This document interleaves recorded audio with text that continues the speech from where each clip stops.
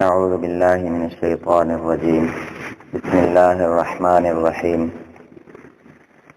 والذين آمنوا وعملوا الصالحات سندخلهم جنات تجري من تحتها الأنهار خالدين فيها أبدا وعد الله حقا ومن أصدق من الله قيلا.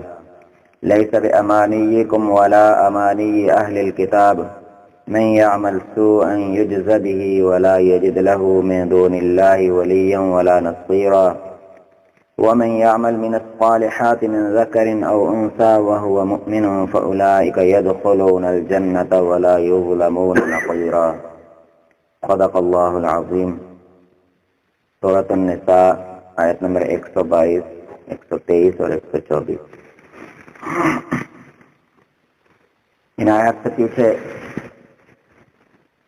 آیت میں ہم نے پڑھا کہ شیطان مردود نے اللہ تعالیٰ کے سامنے جب بغاوت کا اعلان کیا اور اللہ تعالیٰ کے دربار سے نکالا گیا تو اس نے جو باتیں وہاں پر کی تو ایک بات ان میں سے یہ بھی تھی کہ میں ان کو جھوٹی امیدیں دلاؤں گا، جھوٹی امیدیں دلا کر میں ان کو گمراہ کروں گا. اب وہ امیدیں کس طرح دلائیں کچھ اس کا بیان پہلے ہوا کہ یہ امیدیں دلاتا ہے اللہ کے علاوہ دوسروں سے کہ یہاں سے تمہارا کام ہو جائے گا، ادھر لے جاتا ہے. اب اللہ تعالیٰ کے سامنے اللہ تعالیٰ کے ارادے میں اور علم میں تو اپنے بندے کا اصل فائدہ اور حکمت ہوتی ہے کہ بندے کے لیے کیا فائدے میں ہے اور کیا نقصان میں ہے، کیا دینا ہے اور کیا نہیں دینا، کیا دنیا میں دینا ہے اور کس چیز کا بدلہ آخرت میں دینا. یہ سارا اللہ تعالیٰ کی حکمت کے فیصلے ہیں. اب انسان کو اس پر راضی رہنا چاہیے، لیکن انسان چاہتا ہے کہ میں ساری خوشیاں دنیا میں حاصل کر لوں.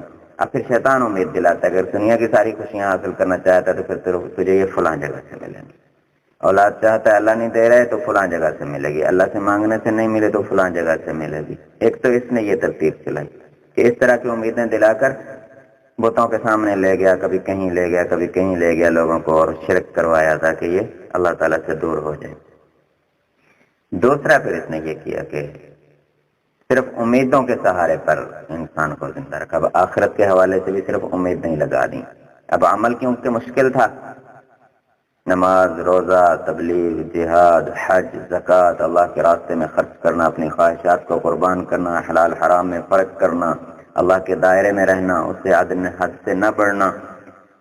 تو اب اس میں انسان کو کچھ تنگی محسوس ہوتی تھی تو شیطان نے امید دلائی کہ تو بڑے اونچی نسل سے ہے، تو نبیوں کی اولاد سے ہے، ولیوں کی اولاد سے ہے، تو بنی اسرائیل یعقوب علیہ السلام کی اولاد سے ہے، حضرت موسیٰ علیہ السلام کی امت سے ہے، حضرت عیسیٰ کی امت سے ہے. یعنی کہ ہر قوم کو امید دلائے کہ بس تمہاری بخشش ہو جائے گی. اللہ تعالیٰ نے تو بخشش کا پیمانہ اور بخشش کی بنیاد ہے ایمان اور اعمال صالح. ایمان ہو اور نیک اعمال ہوں. اب نیک اعمال جو ہیں یہ گناہوں کو مٹاتے ہیں، یہ اللہ کا وعدہ ہے. اس کا پہلے بھی ہم نے ذکر کیا، اللہ تعالیٰ نے اس پر اعلان کیا قرآن مجید میں کہ نیکیاں جو ہے یہ برائیوں کو مٹا دیتی ہیں، گناہوں کو مٹا دیتی ہیں. اور پھر انسان بعض اوقات اللہ سے توبہ کر لیتا ہے سچے دل سے تو جو رہ جاتے ہیں وہ اللہ تعالیٰ اس طرح معاف کر دیتے ہیں. تو لیکن شیطان نے یہ امید لائی کہ نیک اعمال کرنے کی بھی ضرورت نہیں ہے، توبہ کرنے کی بھی ضرورت نہیں ہے، زیادہ پابند رہنے کی ضرورت نہیں ہے، بس تم چونکہ نبیوں کی اولاد ہو یا نبیوں کی فلاں نبی کی امت ہو بس تمہیں بخشوا لیں گے. تو ہر مذہب ہر قوم کے لوگوں کو امید دلا دی کہ تمہاری بخشش ہو جائے گی، تمہیں ایمان لانے کی ضرورت نہیں ہے اس نبی پر. ان کو تو اس طرح بگاڑا. اب اس امت کو اس طرح بگاڑا کہ ان کو اعمال سے دور کر دیا. ویسے ہی کہا کہ بس تم تو بخشوائے ہو، تمہارے نبی تو بڑے لاڈلے ہیں، اللہ کے بڑے محبوب ہیں، بس محبوب کی امت کے ساتھ اللہ کچھ نہیں کریں گے، تو بس تم تو ایسے ہی بخشوائے ہو. اب ہماری امت میں سے ہمیں بھی اس طرح یہ غافل کر رہا ہے کہ تمہیں اعمال کی زیادہ پریشان ہونے کی ضرورت نہیں ہے. تو اللہ تعالیٰ نے صاف صاف اعلان فرما دیا کہ لیس بامانیکم.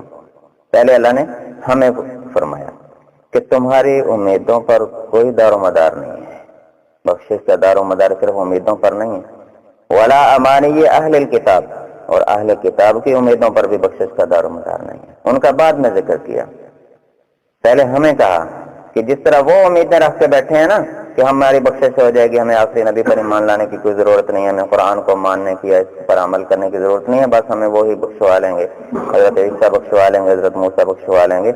جس طرح وہ امیدیں لگا کر بیٹھے ہیں، اگر تم بھی اس طرح امیدیں لگا کے بیٹھ گئے تو تمہاری امیدوں پر بھی کوئی دار و مدار نہیں ہے، اصل عمل جو چلے گا۔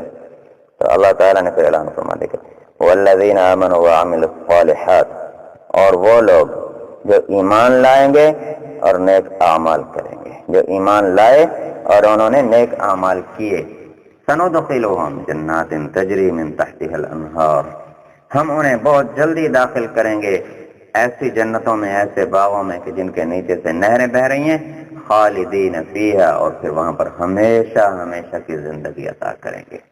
یہ تھوڑی بہت زندگی نہیں، کبھی جوانی، کبھی بڑھاپا، کبھی بیماری، کبھی پریشانی، کبھی جدائی، کبھی افسوس، کبھی غم، کبھی دکھ، کبھی گرمی، کبھی سردی، یہ چیزیں وہاں نہیں ہیں، موت نہیں ہے۔ خالدین فیہا ابدا، پھر ہمیشہ ہمیشہ کی زندگی ہے۔ اب اللہ تعالیٰ نے ایمان اور نیک اعمال پر جنت کا وعدہ کیا۔ اب اللہ فرماتا ہے کہ وعد اللہ حقا، یہ اللہ کا وعدہ ہے اور یہ سچا ہے۔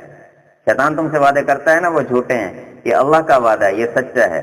ومن اصدق من اللہ قیلا، اللہ سے سچی بات کس کی ہو سکتی ہے؟ اللہ سے زیادہ اپنی بات میں سچا کون ہو سکتا ہے؟ تم کسی کے پیچھے چلو، اللہ کے قرآن کو چھوڑ کر، اللہ کے اعلان کو چھوڑ کر، تم ایسے گمراہ لوگوں کی باتیں سن کر سمجھ لو جی بس ہماری اس طرح بخشش ہو جائے گی، ہم اس طرح کامیاب ہو جائیں گے۔ جب اللہ تعالیٰ کی بات کو نہ سنو، نہ دیکھو، نہ اس پر سوچو، نہ ایمان لاؤ۔ اب اللہ تعالیٰ فرماتے ہیں کہ اللہ سے سچی بات تو کوئی نہیں ہے۔ یہ 122 آیت ہے۔ اب 123 میں اللہ تعالیٰ نے وہی امیدوں والا، لیس بامانیکم، تمہاری امیدوں پر کوئی دار و مدار نہیں ہے، تمہاری امیدوں کی کوئی بنیاد نہیں ہے، ولا امانی اہل الکتاب، اور نہ ہی اہل ایمان، اہل کتاب کی جو ہیں امیدیں ہیں، ان پر بھی کوئی دار و مدار نہیں ہے۔ نہیں عمل تو ان یجزا بھی، جو برا کام کرے گا اس کا بدلہ اسے مل جائے گا، اس کی جزا اسے ملے گی، سزا ملے گی، جو کچھ بھی ہوگا اس کے بدلے میں وہ اسے مل کر رہے گا۔ ولا یجد له من دون اللہ ولیا ولا نصیرا، پھر جب موت کے بعد آگے پکڑ ہوگی اور اللہ کے سامنے حاضر ہوگا، پھر اللہ کے علاوہ نہ تو کوئی ولی ہوگا اور نہ کوئی مددگار ہوگا، نہ کوئی حمایت کرنے والا، حمایت میں بولنے والا بھی کوئی نہیں ہوگا وہاں پر۔ یہاں تو بڑے لوگ بولتے ہیں نا بڑھ چڑھ کر، وہاں پر کسی کی حمایت میں کوئی زبان سے لفظ بھی نہیں نکالے گا کہ کہیں ایسا نہ ہو کہ اس کی حمایت کرنے میں پکڑا جاؤں۔ تو اب اللہ تعالیٰ فرماتے کہ جب وہاں میرے سامنے آنا ہے اور میرے سوا پھر کوئی نہیں ہوگا تو پھر یہاں بھی میری بات مانو، یہاں پھر لوگوں کے پیچھے گمراہ لوگوں کی باتوں پر نہ چلو۔ وَمَن يَعْمَلْ مِنَ الصَّالِحَاتِ، اور جو کوئی نیک کام کرے، مِن ذَكَرٍ أَوْ أُنثىٰ، چاہے مرد ہو چاہے عورت ہو، وَهُوَ مُؤْمِنٌ، شرط یہ ہے کہ وہ ایمان لے آئے، وہ اللہ پر اور اللہ کے آخری رسول پر ایمان لے آئے۔ اب یہ ایمان ہے، یہ ہر کتاب میں، ہر مذہب میں، ہر نبی کی تعلیمات میں اللہ کے آخری نبی پر ایمان کا ذکر ہے۔ اب یہ اس وقت تک مکمل نہیں ہوگا جب تک اللہ کے آخری نبی پر ایمان نہیں لایا جائے گا۔ جب تک قرآن کو کوئی نہیں مانے گا اس وقت تک اس کا اپنی کتاب پر بھی ایمان پورا نہیں ہے۔ ہم تو الحمدللہ ساری کتابوں کو مانتے ہیں، جتنی کتابیں نازل ہوئی ہمارا سب پر ایمان ہے، اور سب نے کہا کہ جب قرآن آئے گا تو پھر بس قرآن، تو ہم نے قرآن کو سینے سے لگا لیا، باقی سب پر ایمان رکھتے ہیں۔ کہاں ہیں اللہ کو پتہ ہے کیا کیا رد و بدل ہوا ان میں، لیکن ہمیں یہ کہ جب وہ آئی تھی وہ اللہ کی طرف سے ہی تھیں، وہ اللہ کی کتابیں تھیں اور سچی تھیں، یہی ایمان ہے۔ اور ہم نے اپنے آخری نبی پر ایمان لائے، تو حضرت آدم علیہ السلام سے لے کر حضرت عیسیٰ تک ہر نبی پر ایمان ہمارا الحمدللہ، تو ہم ایمان والے ہیں۔ تو اللہ تعالیٰ فرماتے کہ جو بھی ایمان والا ہوگا چاہے مرد ہو یا عورت، اور وہ نیک عمل کرے گا، فَأُولَٰئِکَ يَدْخُلُونَ الْجَنَّةَ، اسے جنت میں داخلہ ملے گا، وہ جنت میں ضرور داخل ہوگا۔ وَلَا يُظْلَمُونَ نَقِيرًا، ایک تل کے برابر بھی ظلم اللہ تعالیٰ کسی پر نہیں کریں گے، کسی پر ایک تل کے برابر بھی ظلم نہیں کیا جائے گا، کسی کا حق ضائع نہیں ہوگا، کسی کا عمل ضائع نہیں ہوگا۔ دعا ہے کہ اللہ تعالیٰ ہمیں ایمان اور اعمال کے ساتھ اور اپنے وعدوں پر